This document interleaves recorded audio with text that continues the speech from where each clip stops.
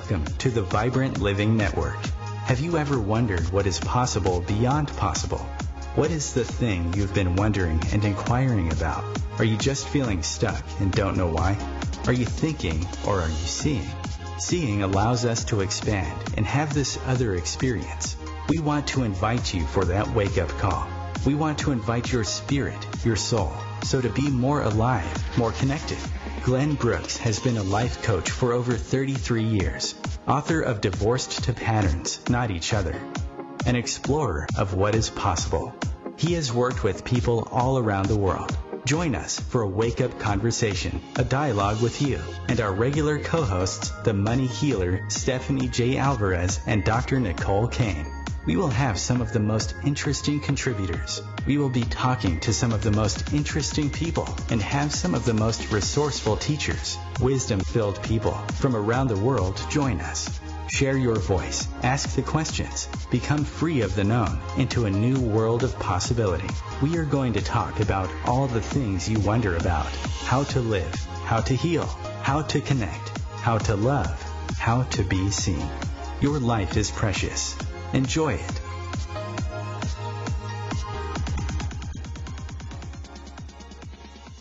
Hello, I'm Glenn Brooks. I wanted to invite you to drop in into this moment, into this now, another now. A lot of information. You know, it's so much beyond information. And so early on in my life, I had an experience. And so I had an experience where one night I was coming back. I was about 17 or 18, and I was studying. I was starting to get a sense there was this other quality of mind, something bigger than our regular mind. You know, like we have this kind of small mind, and it's kind of, you know, it helps us remember where our car keys are, and then it also kind of has a certain noise to it. But there's another quality. There's something else that allows us to gain access to creativity. It allows us to gain a deeper connection. And I was, this particular cycle of my life, I would go to this one town, and I would play tennis, and there was a little restaurant there. I'd go to the restaurant. And I remember I was hitchhiking back. I was about 18, and this guy pulled a knife. Pretty much he picked me up, and then he pulled a knife on me very quickly. And I remember sitting there in the recognition that he was fearful. I remember having this awareness, right? Because I've been noticing that people listen from different places in themselves. You know, I realized when I could notice their quality of their listening, I could respond differently. So here I am sitting in the car with him. We're going, 55 miles an hour. And you could say I'm kind of allowing this moment. I'm very conscious of what's there, but I'm not overreacting. I'm not really reacting. I'm just kind of noticing him and really actually listening to him. It sounds unusual, right? I notice what I'm noticing is, and this is called open awareness. So I'm noticing my mind, right? And I'm noticing him. I'm noticing the feel. I get a sense of the knife. I get a sense of sitting. And I take an exhale. And he exhales. Or I can feel that something changes. So this is listening to listening. Something shifts, and we notice it. And with that noticing, he put the knife down, pulled over, and I got out. And I remember feeling my body, that sense of being alive and really appreciating it, like really appreciating it, just even taking a step. I took my next step, and it was like, and, I had many more moments like that. Not at night point in a car, but just being able to listen to this listening that's there. And whenever I listen to listening, it's kind of like someone saying something, or they're coming towards you, or they're wanting to bring you into their world. And by how you respond, how you listen, you invoke something different. So another example, I remember I was running a store one day. I was running a natural food store, and this guy that was working in the refrigerator system, he just started to cry. He was very upset. And I remember this. I was listening to him. So here's the thing about listening. I want to play with you guys on. I want to get your calls today. 202-570-7057 if you want to call in. We'll talk about this vibrant listening, this vibrant conversation. 202-570-7057. So I walk towards the guy he's very upset. He's crying. He's in there. Now I'm going to give you the outer mind. The outer mind that we have is something like, well, he's a stranger, he's this, he's that, right? So how we live in tight awareness is we hard judge stuff, not even noticing it. You know, you get in a room, you have certain interpretations, you live from that until you become aware of it. So it's kind of like you're walking down the street. I'll give you another example, and you look at stuff, and that's very different. And the difference is that when you walk down the street and you see a leaf or you see a tree, you kind of let it reveal. It doesn't sound funny, but you let it kind of reveal itself to you. It's called soft seeing. So the soft seeing allows this other quality. So we talk about open awareness or listening differently. It's kind of like this other quality that we allow. So this guy's crying. He's very upset. And so the first thing to do, I'm appreciating the quality of this. Like there's a quality before we put our judgment on something, before we kind of disrupt it, push it away, try to make it go away, motivate it away. There was something there, and I asked him something, and I realized, I was going to give you one more little distinction here. So there's the content of how we listen to something, right? The problem. And a lot of people put a lot of energy in the problem. And this is like the context, kind of like if the problem was the sky, the cloud, the cloud. And the context is kind of what's around the cloud. And when we listen from the context, it's this big listening. It's different listening. And I could see like his breath had changed. And this is from doing nothing, by just kind of, in a sense, I'm allowing myself and I call this relational space. I was talking to Jennifer last night. She's with us on the call today, Ariel, my co-host. They part of the Vibrant Living team. So allowing is this wonderful thing that occurs. And what happened with him was I started to talk to him. And I remember this day very specifically because now in my mind, this was not the miraculous thing. According to the owner of the store, this is the miraculous thing. Well, he came up to me, and there was a quality called listening. It's a quality. It's kind of like, it's something that in my life is an example. If I notice something, let's say I'm driving, right? I'm driving and I sense something to my right. What I'll do is sometimes I notice something on a subtle level, and then I invite that subtle level to speak differently. Like I'll say, like, turn that up. Let me sense that. And sometimes I go someplace, and there's something there that it's revealing something. It's revealing itself in a different way.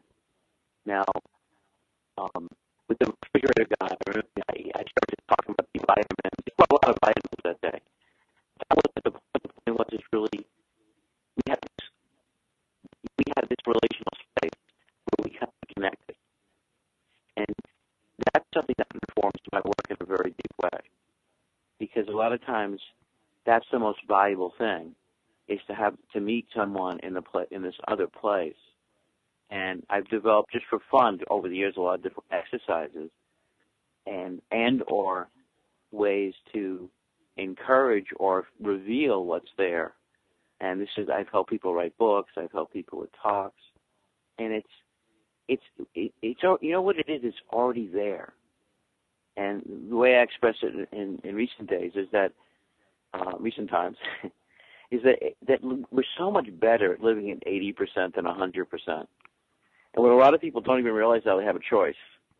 So they're kind of buried in the clock when they get up and buried in the clock when they go to bed. And so part of this ability to listen to the listening is kind of like not being in that kind of level of over what you call closed awareness or focus. And what's kind of interesting is that's what happens when you go from like overworked or overstrained to like you become productive. Like that's kind of like, it's kind of like the quality of that. Imagine the quality where every day you have this lightness of walk and this soft eyes, right? So that you can meet people and there's a meeting of being. So when I first really got into coaching, I was kind of like wondering, like, where do I coach someone from? And I realized I coach from someone from a state of being, right? This uninterrupted place. And the thing is that we live in this conversation. It's an unspoken conversation of do, be, have. Do, got to do something. To have something, to be something. We get drilled it into us to the point like where most people have no idea what they are doing, but they know they have to do to have to be, right? So really that's survival. And that really is in their system. And imagine not just in your head, but imagine in your breath and your walk that you actually were in this place where you're being and doing and having, and it's kind of this other place. And how you notice that is that there's this other quality of ease, and what used to be kind of barriers now becomes an opportunity. So this gets back to listening to the listening. So I became a student of listening to listening, and when the ambassador of Chile was up against a firing squad, and they were going to kill him, he talked about this pause. And in the pause, they did not assassinate him. They didn't kill him. So we got very interested in this quality of listening. So this quality of listening is very different than the listening of the, or you could say that it's not even listening. It's kind of this imposed demand that our attention be in a certain way. Right? It's almost like people don't say anything, but you walk into certain cultures, certain environments. There's a demand that you need to conform to get along. So the response that most people have is they become more closed and more conformed. So what I started to notice was I kept asking myself, what's valuable? What's valuable? So I noticed when I would be speaking to people, it wasn't the content of their information that was valuable. It was something that was different than that. So I noticed when I listened to other things, we'll call it a state of being, they would say things to me they never said to anybody else. They would reveal things to me they'd never told anybody else. And I realized I liked that a heck of a lot more. Because I found the way that most people, information is information robots to each other, and then putting degrees on top of that seemed incredibly unattractive. Now, I didn't really know, by the way. See, at first I thought that was a deficiency I had. Like, a deficiency was that I couldn't go in the classroom and be an information robot. It seemed dead to me. And it wasn't until John Gattos passed away. I had the honor of meeting John Gatto. He was the teacher of the year in New York City. He wrote a book called Dumbing Us Down. And what happened was I read his book. I met John. I had several conversations with him. And I spent a weekend with him. And what I noticed was people ran to the room to be with John. And I thought, that's interesting. I don't remember ever running to a classroom. And people would run. And what John did is he distinguished education. He knew every type of system of schooling and how it came into being. So he was able to reveal that the purpose of a lot of schooling is to condition us to conform more, to work a job. So somehow when I was sitting there, and this is going to sound really funny, I pretty much had quadrupled my income by the end of the weekend, because what dissolved was the cloud, or this imposed idea that I had to do something a certain way by the hour to create this financial benefit or this financial dividend. And that most people around me were in fact dying for that cause, which is to survive, to make money, to survive another day. Now, when we're in something, it's kind of like being a goldfish. We don't notice we're in that tank. So as I pulled back from that, and the gift of it is, and this is where you could say my relational focus is, it's a relational thing. So I always say to Jennifer, our model is beyond competition. We're beyond competing. There's no one to compete with. And it's not just an intellectual notion. It's the realization that if your competition is obsolete, you don't even care about them, then everything becomes distinct and different. So like the way that I like to listen to people is there's no time. And what happens is that when they feel that, and we're always transferring back and forth to the level of our systems to each other. Like 99% of what we're doing is nonverbal. I mean, it gets to the point sometimes that when your system is such, people get a sense they could express and be anything around you. I had one of the most beautiful moments yesterday. I'm going to share it, Jennifer, if that's okay with you. because you were kind of involved. I hope it's okay. We were doing a recording for you. What's that? I said I hope so. Did I swear you to secrecy? Yes. And you keep calling me Jennifer. No. But I'm just doing this impromptu. I'm just doing it because it touched me. It touched me. I'm messing with you. It touched me in a really deep way. So what I do this is part of this is Jennifer's contribution. Is I like actually personalizing and finding, if you will, remedies or strategies for people that are usually very either distinct or different in their thinking, and so I was putting this audio together with Jennifer for Kimchi on vibrant medicine, and I was really just kind of dropping into this notion of like, wow, imagine creating a whole definition, distinction about what vibrant medicine is and how it's different. Like, what makes it really different? How would you know you're in a place that was practicing this? And I'd met a medicine man, and we did a series on how sacred medicine could save modern man. And I was just, it was like coming towards the end. And I spontaneously said to Kimchi, I said, words can only do justice to this so much. But I think Jennifer singing a song would do this much more justice. And Jennifer sang "You Are My Sunshine," and I was like, it just melted me down because you sang it, and you just sang it, and it was just so beautiful, and it's unexplainable to me. But that was like the highlight of my day yesterday. Oh, that's sweet. Yeah, it was the highlight of my day. So, because what I think I said right before you sang was, right before you sang, and we'll come back. We'll continue the conversation with Ariel and myself and Jennifer and you here on the Vibrant Living Network on OMTimes Radio in a moment.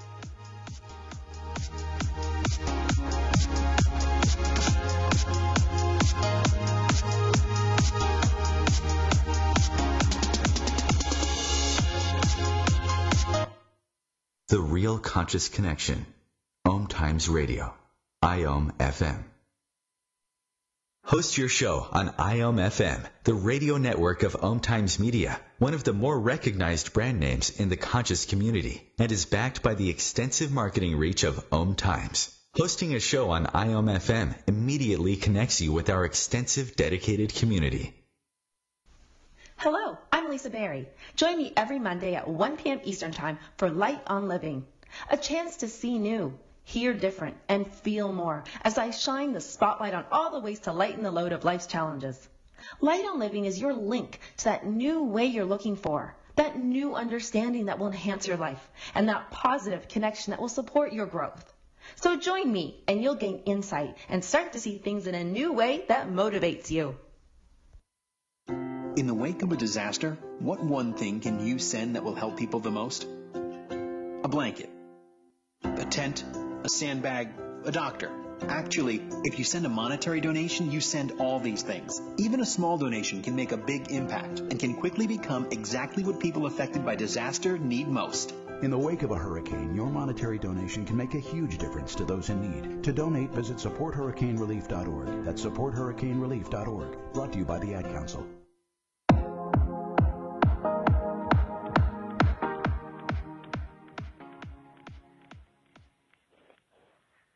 I know you're kind of wondering, like, why am I playing disco music on my show? I don't know. It's a deep question. Welcome to the Vibrant Living Radio Network, Vibrant Network. I'm not dancing. I'm sitting wondering why the music's playing. And here with Ariel, whose last name I'm still learning. Baghdadis. No, it's not Baghdadis. That's a tennis player. See that? You have a symbol in my brain, right? I was sitting with this woman. She was a superintendent of schools in Vermont, and I sat with her. And I was at a restaurant called Paul Elizabeth's, Northampton, and I discovered with her. I think it's that day I started to realize I was smart, but I didn't. Because I pretty much felt, and this is interesting. It kind of happens by osmosis. We get into other people's definitions and their assumptions and conclusions. So assumptions and conclusions are poisons, right? Because they cut off relationships. And I was sitting with her, and she said a few things to me, and it sort of shifted the whole quality of how I listened and how I listened to myself and others. And I think later that month, this guy asked about how I work with speakers. And I came up with a new model, like right in that moment with him. I said, you could pay me $300 and I'll come listen to you. And he did, and I thought, oh my God, it's so easy. I never learned that it could ever be easy, because it was always so much fear. Ariel, you are back from a dental extraction, and in New York, New York, New Jersey, producer of Vibrant Living Media, and also Vibrant Speakers, which is a significant part of Unscripted Power. And I came up with Unscripted Power because we need to go beyond our script. Did you know that we need to go beyond? I didn't realize I had a script, but then I realized, I'm living the script. And one day I started to realize I was living in a certain culture that wasn't real. I didn't even know it wasn't me, but I would have flashes of being able to express very differently. And this always came relationally. What's on the top of your, share something. How are you today, Ariel? Tell people something about you, what you want them to listen to. I'm good. Thank you for asking. You're welcome. Yeah, just as a side point, I was dancing during the break because the music is just that awesome. Good. in between the break. But what I really want to, it's very interesting what you mentioned about before, Glenn, because with the concept of, when seeing people and seeing how they really are, really, engaging in a relation, in a relational context with somebody, seeing how they are on the outside and the inside. In homeopathy, as everyone knows here, I work as a homeopath, and one of the first principles and rules laid down in the Organon, which is essentially kind of like the Bible of homeopathy, so to speak, is that tell people what homeopathy is. Tell people what homeopathy is. A lot of people may not know what it is. And it's just in a one-line nutshell, it's a holistic system of natural medicine that aims to heal people as a whole instead of just focusing on individual disease, or sometimes we treat the dis-ease of a person versus the disease. And that's basically the gist of it. So in homeopathy, like I've said many times before in the show, in practice we kind of take in what a person is telling us in regards to their lifestyle, their life, their current and past issues and situations, history, eat, food, diet, sleep, everything A to Z basically. And at the core of it, we look for patterns in their pathology that lead to the core of what's really asking to be healed. That's leading to all these symptoms and issues and challenges and obstacles that they're dealing with. And many times people, when I sit with a client, like, for example, when I sit with a client, they'll discuss certain things, things about their life, the people they're around, et cetera, et cetera.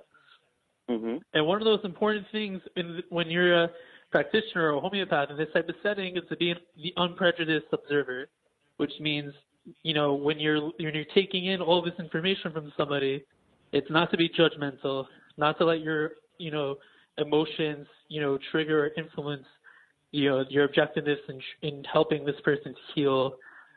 It's looking at this person objectively, viewing from their shoes and their lens what they're going through, and to kind of and kind of just through in that way, that's basically how you're able to better help a person in all these different ways, and to help them heal properly in the right level. And it's not just a principle of homeopathy; it's a principle in everyday life as well. Mm. There are many times we meet people and we see them on the outside, in public, and they act one way, or they behave, or they think in one way, but they can be totally different the opposite end. There's so many situations like this, both in my practice, in life in general. You can meet people who, they're on the outside very kind, generous, sweet, caring, enjoyable people to be around, but in private behind the door, you don't really know how they're like. For all we know, they could be the total opposite, or vice versa too. They cannot seem so, not so courteous or not so positive. I should say more on that, on the outside, but really in their true self and their true souls, I guess you can say, their true essence is really more positive and more beautiful and vibrant than it really is. And in essence, really everyone has that vibrancy and that, that beauty and their being and their essence of who they are and where they and what they really want to be and who they want to be. But life throws things at us. There are things we deal with every day, and all these factors, whether they're in our control or out of our control, unfortunately they throw us up in being who we really want to be. And it's just something I see all the time. That's something I work with, and it's exactly more or less what I work with my friends. Your voice, I don't know why. So, I want everybody listening to the Vibrant Living Network, and if you're interested in being a host and getting a kind of a one-of-a-kind education, and really want to bring your vibrant message forward and do it in an environment where you can meet some of the most inspired people in your field and go to another level, I'd love to speak to you. And if you're just moved by any of the things that are happening on the program, if you want to reach out, you can reach out to me, Glenn, here at 413-345-3747, 413-345-3747, Vibrant Living Connections. We have this thing called the Vibrant Living Challenge, which I'll be talking a little bit more as we come into the new year, which is, in a nutshell, based on the idea that when we cover each other's back and we actually share a relational vision, a vision as a group, that the whole level raises, and you will, something will shift in a major way in terms of your sense of possibility, your sense of expression, and we see how that kind of transfers. So a lot of times people want to write a book or give a talk. I've had many people just do the Vibrant Living Challenge because the conversation is just so rich and juicy. Because, like, I'm making a film now. I haven't done a film before, and I'm building a team of people around the film. It's such a wonderful stretch. The idea of listening is people listen differently. If I walk into a store right now and say I'm making a movie, 9 out of 10 people are going to listen in a very different way. It's like going into an house and you get $1,000 to give someone. It really, when you start to get a sense that the way we are and our physicality and how we express really could shift things. It's a powerful thing. It's very I'm an improv artist, and I love during the day to play and engage people. And I was saying before the break about our message, our tape message to Kimchi. Will be with us again on December 21st. We're going to talk on December 21st, just because it's in my awareness right here. We're going to talk about what is vibrant medicine. What is happiness? So Kimchi's been traveling to a country, and we're going to talk about this on the 21st, where instead of the gross national product being money or I guess financial revenue, it's really happiness. So how does that impact the people? How does it impact the quality of life? As an example, in Finland, while we're on the topic here, they have business minis in the sauna. And so it actually lowers people's cortisol, and it really gives people a very different experience of this process we call life. And so that's kind of what, I guess you could say one of the most interesting meetings I had at one point in my life is I met this, he's a psychiatrist. My son used to call him a crazy psychiatrist, but he's just a very unusual thinker. And I was with him one day, and he used to call me Buber for this Hasidic mystic named Martin Buber. And he says, Buber, he goes, you're here because you connect and conduct connections with people like I've never seen. He goes, that's why you're here. You kind of you're an alchemy connector. So what you do is you sense the elements in people and the wonder in people, and you bring them together in a way where there's another whole level of diamonds. And he said that to me. And now I want to give you an example of something, because I think you guys will relate to this. I was putting a show together, health show, a Vibrant Living event in Vermont, and I want to say the weekend had to be like 30 below zero. It was a very brutally cold day. And attendance was low. We had, let's say we had 150 people, would have like 600, right? Happens. So there was a woman that came, and I remember her. It's funny. I remember her sort of. Right? It wasn't strong. I recall her being there. And the lecture that day with Wayne London was talking about, at the time, hard contact lenses, the relationship between breast cancer, depression, immunity. So it was a whole thing about light. And that's how I actually met Wayne London. I met him because he was studying the impact of light, because I knew I knew light was one of the most profound things in my life. I knew I was a different person. In fact, life flips on and off hormones. It impacts genes. So we often think about being at the effect of things. We often, don't realize how the little things, like, in the Vibrant Living Challenge, one of the things we do is we take an abundance inventory. Like, what are the things, environments, people you feel more alive around? And this kind of really blows people's minds, because we actually do a thing around the breath. We talk about the relational breath, the vision breath. And when people get in sync with this stuff together, it is a different world on so many levels. So anyway, we're at the event in Vermont. It's 30 below zero, and Wayne's giving this talk. And there's a woman in the back room taking all kinds of notes. And so Wayne says to me, he says, Boober, he goes, this event was significant. He goes, think of this as a total success. And I thought, well, yeah, I guess at a bigger level it is. Now, I want to say within a year of that event, that woman that was sitting there wrote a book on depression and manic depression at the time that reached over 200,000. A lot of people, around 200,000 people. And she says, oh, I learned some of this stuff at this little event in Vermont. So part of what it is, when we go past our linear thinking, we have made linear thinking a god. Like this calculated linear thinking, that if we understand there's this a vertical leap is going past the way we chronically saw something in the horizontal. See, there's a quality of thinking and awareness. Horizontal is very different than vertical. So a vertical leap is when you come out of your horizontal, and it's kind of like you step into this other world, and you know what? When you do that with someone else, you dissolve the habitual response. So the question is, what's a habitual? The habitual response is usually in the realm of division, divorce, and disconnection. So imagine, and I always say to people, it's not that you've tried or try to figure something out. It's actually you develop skills. So if you develop a new skill, you could actually implement not just a vertical leap for yourself, but those around you. So what happened at that little course we gave in Vermont was that woman had a vertical leap. She saw her connection. She wrote this book. And so that's why, so if we look at something from our local mind and our linear mind, we miss like 98% of what's there.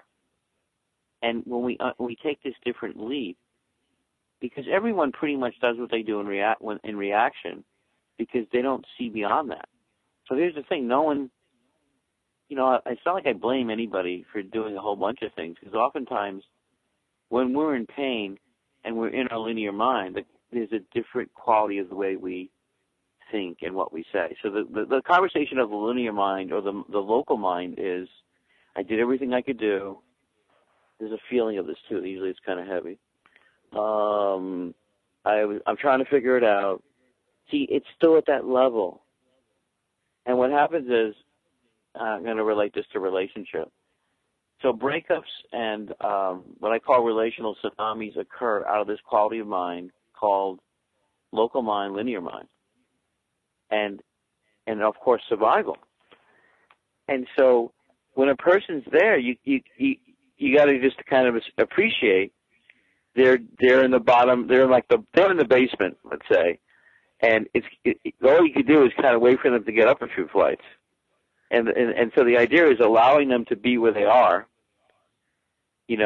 kind of gives them the sense that they could potentially gain a new perspective. So as I'm speaking to you, I'm not just speaking in my words.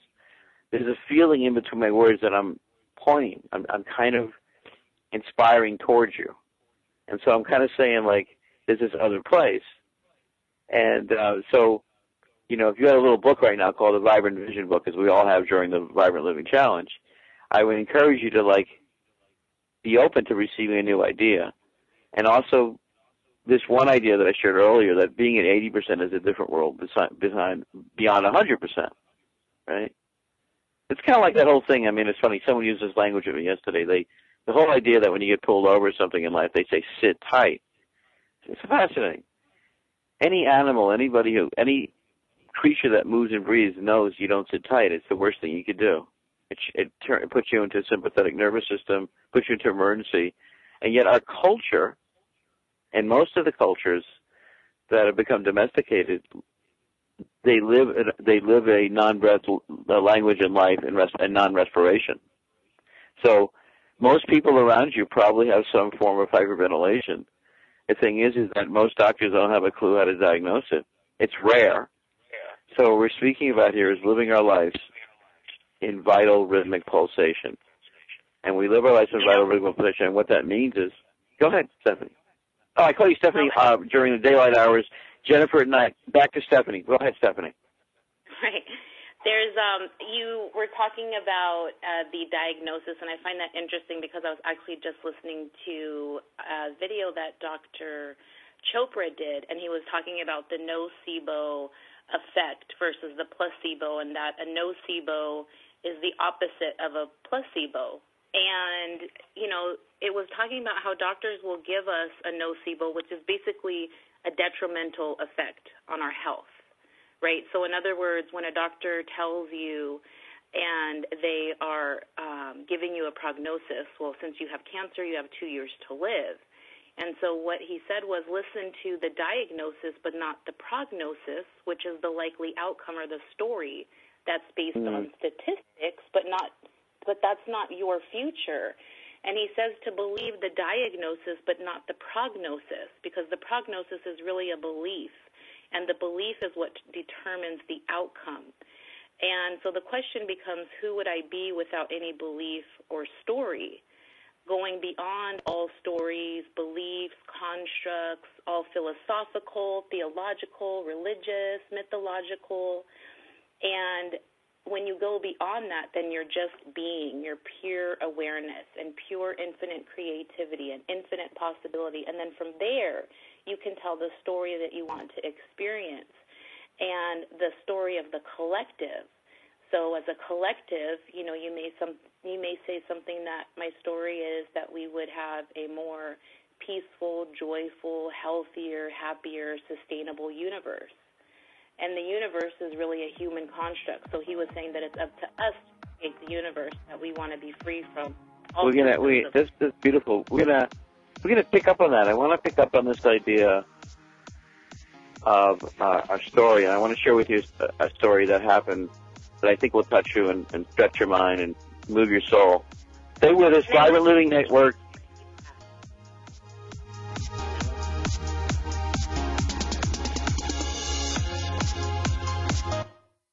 Feed your soul with Waves of Consciousness on OMTimes Radio. Ascending Hearts is no ordinary dating site, but a spiritual dating site with a purpose, to link you with your soulmate. We engineer the serendipity so you can trust that you will attune with someone that has the same matching vibration as you.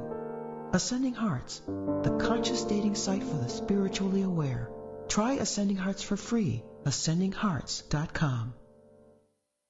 More than 24 million Americans have an autoimmune disorder, and that number continues to grow. I'm Sharon Saylor, and I'm one of those 24 million. To put that number in perspective, cancer affects about 9 million and heart disease up to 22 million. That's why I've brought together top experts and those thriving regardless of their diagnosis to bring you the latest, most up-to-date information. Join me, Sharon Saylor, Friday night, 7 p.m. Eastern, for the Autoimmune Hour on Life Interrupted Radio to find out how to live your life uninterrupted. Listen and imagine.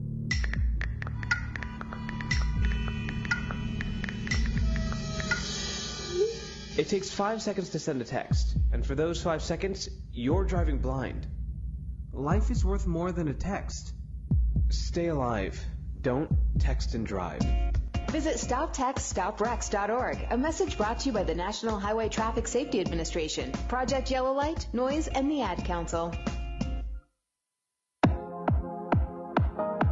Wow.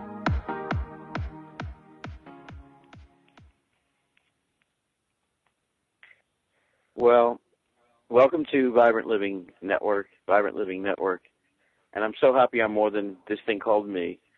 That it's really it's the brilliance of Ariel and Stephanie and all our team members. Regulat, you were just saying Regulat, which is an uncommon word, but you did say it. Regulat is our underwriter. I'll just say a word, and then you could give out and you could say a word too. It's our and one of our main underwriters, and Regulat is a food-based supplement that's beyond the probiotic. It has probiotic qualities. It has qualities that actually restore, replenish. In the old days, they call these elixirs, and we've given this the Integrity and Real Food Supplement Award. It's quite a remarkable product. We're going to give out their website. So if you want to rebuild, and it's food based, and what's happened in the natural food industry, there's a lot of what they call standardized products. As an example, they take out what they call the key nutrients of ginger, when really it's the whole synergy, it's the whole food of ginger that matters. So philosophically, we respect a lot what they're doing in terms of having this one-of-a-kind food supplement. What's the website, Jennifer? Oh, I call you Jennifer in the evening. I forgot. Stephanie, I was unprofessional for a moment. The website is Regulat, and it's spelled Regulat-USA.com. Regulat-USA.com. And I do want to say something, Glenn, just in sort of knowing you and having this relationship with you and very close, I would say in some aspects you're a bit of a snob when it comes to anything that you will sort of put your name or stamp of approval on. Of course, that was edited off the air immediately, Ariel, so don't be concerned. I don't want you up all night being concerned. There's no way that went across the air, so yeah, it's fine. She's going to say she's joking. She's going to say she's joking in a minute anyway. So please continue. No, it's a good thing because you will not sort of put your stamp of approval on anything, and because you have this breadth of knowledge and you've been doing this work since you were a teenager, so a really long time. And what Kimchi was talking about last time with the testing that she does with the resonance and on this product with Regulat, she said it was like the highest integrity.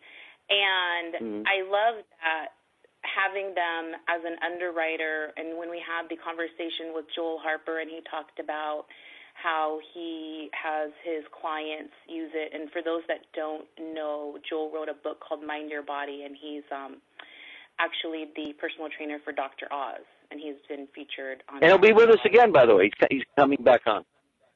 Yes, he will. And so I'm looking forward to the conversation because last time Kimchi didn't really get an opportunity to get too much into Regulat and the testing that she's done, but she did let us know that it tested like really high in the testing that she did. And she was talking about the integrity of the product. And I appreciate that because there's so many things that are out there in the market, and we were talking with the food decoder, and we talked about how there's just a lot of advertising and there's buzzwords that companies will use to sort of cover up what the product really is. So having something that's a whole food dietary supplement like Regulat, I think is an amazing thing, and all of the different benefits. So I would just encourage people to take a look at the website. Your article, The Positive Power of Being a Snob, which is coming out in a week, needs to be read by people. But I love that. Well, I didn't consider myself a snob, but now I see that I am, and I appreciate you saying it. Yeah, I've had so many companies through the years want to get on, and I wouldn't sleep good at night recommending a lot of companies. So I want to tell you something, to just say that it's true that I only take on companies that I really feel are the real deal. And I run them by the people that I care and I love. And we have the practitioners we have around us are really world class. And all right, I'm going to tell a story. And if you want to be part of the Vibrant Living Network, and whether you want to write a book or you want to be a speaker, we have a Vibrant Speakers program. So the next example I'm going to give you, I work with a certain percentage of people on donation. And so every month, this particular month, this woman was in touch with me, and she told me she was diagnosed with breast cancer. Oh, dang! Okay, I got to remind myself. I was at a Protect Your Breast conference in May, and I just met the founder, and anyway, just reminding myself that I want to write her a note. All right, so I got a letter, I think it was, from a woman, and you guys are going to find this really interesting, I promise.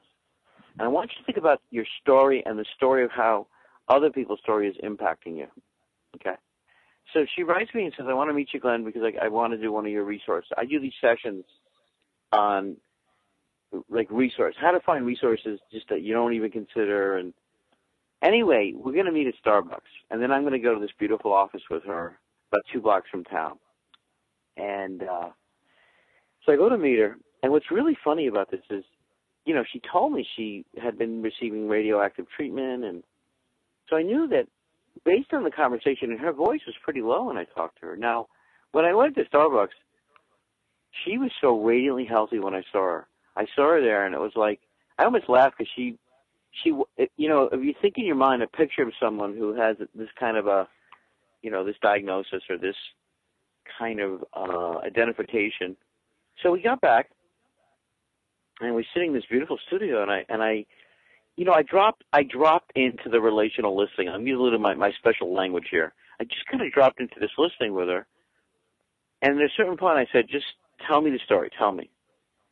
And she started to tell me that her mother and her sister, they wouldn't really let her not get this radioactive treatment. And I said, say more. And she said, well, every time, and by the way, I always stop people and I say, well, say more. Like she'll say, well, every time we go to the hospital, I'll say, well, what's it like you're in the car with them? And I said, just tell me the imagery. And the imagery is she said, I'm going to the cemetery. And I said, drop your breath, just take an exhale. And she says, yeah, I'm going to the cemetery. And every time I get the radiation, it's like it's putting me closer to the grave, into the grave. And she goes, but I'm terrified to say anything to my mother or sister. And I know they love me, but I've conformed to this treatment. And so we let that story live, right? That's one story she has, right? And so I said to her, I said, well, okay. I said, right now, I said, take 3 exhales. And I go, and let's come into the vertical. Like right now, take 3 exhales. And I want you to see yourself, sense yourself, you're going from the horizontal into the vertical. And she sat up, and then we had this one, we exhaled together. And I said, what's the other story? And she goes, oh, the other story is, I'm one with this tree. I see this tree. It's rooted in the ground. And she goes, I'm part of the tree. And the nutrients come up from the ground. And my branches, they open, and I feel the wind, and I feel the sky. And I feel this pulsation through my body.